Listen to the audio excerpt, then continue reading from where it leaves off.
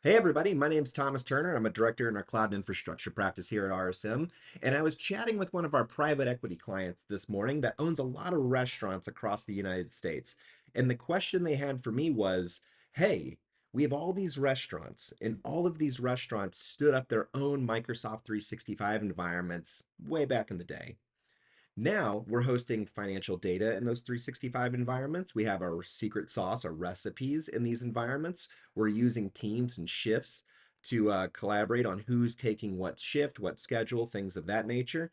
People are having pay stub checks in this environment as well. So, as a private equity group, they wanted to make sure that all of the 365 environments were secure. And we're going to kind of do a statement of work with these guys. We'll bring in PCI compliance as well to make sure they're good on that piece. But the private equity owner was just like, is there a way to get a gut check reaction? Just is there a quick and simple way to see if my 365 environment is secure?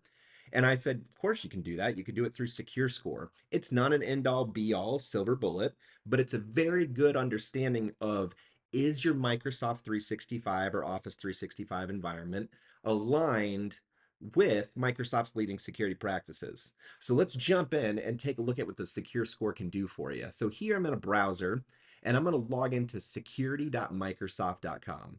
When I go into this page, it might have prompt you with a login. And if you do, log in with your 365 credentials and it should bring you here. When I'm in here on the left-hand side, I'm going to see Secure Score. And if I click on that, this gives me a very high-level overview of how is my 365 tenant aligned with Microsoft's leading security practices. And at the top here, I've got overview, which is what I'm at now. Recommended actions. What are the things that I need to do to increase that security posture? A history. What have I done in the past to either increase or decrease that security posture? And then trends and metrics, which is, you know what? How does my tenancy align to all the other tenancies within the ecosystem that have the same license, the same number of users, or are in the same industry? So if I look at this, I get an overview of where I'm at for my security posture, and you can see that I kind of fell off a cliff here. And we're going to dig into why I fell off a cliff.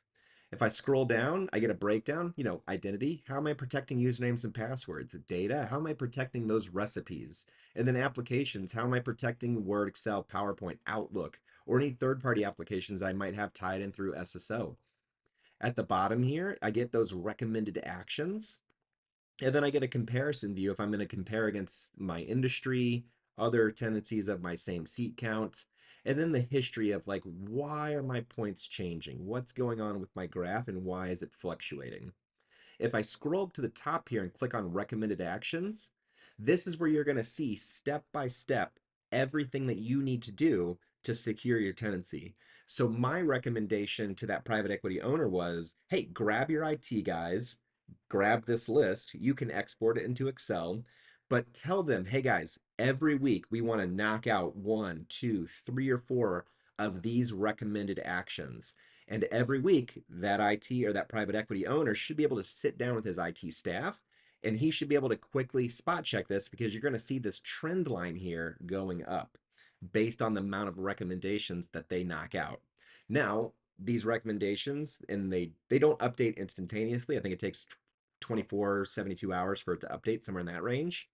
But what I would say here is, hey, you can jump into this first one right here, and you can click on it, and it's going to give you a description of what to do.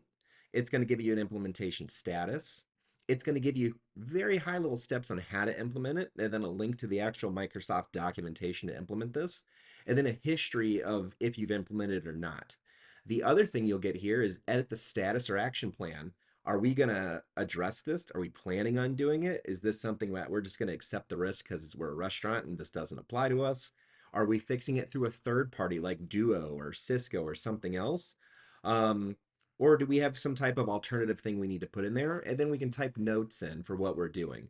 So what this does is it gives an owner, it gives somebody who is responsible for IT but may not have a technical background an overview of their security posture and how their 365 tenancy relates to Microsoft's leading security practices.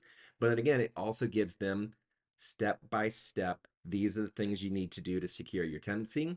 And it allows your IT department to justify what they're doing. So if the secure score doesn't align with their reality, they can put that in here and say, hey, we're taking care of that through third parties. We're taking care of that through a separate utility or a separate management plane, something of that nature.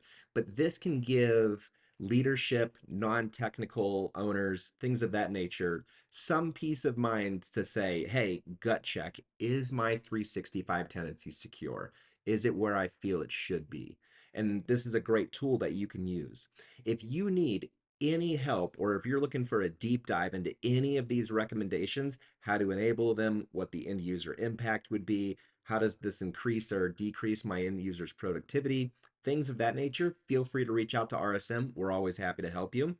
But if you have any other questions, I'm happy to jump on a call and dive in. Thank you all so much for your time, and I'll talk to you all soon.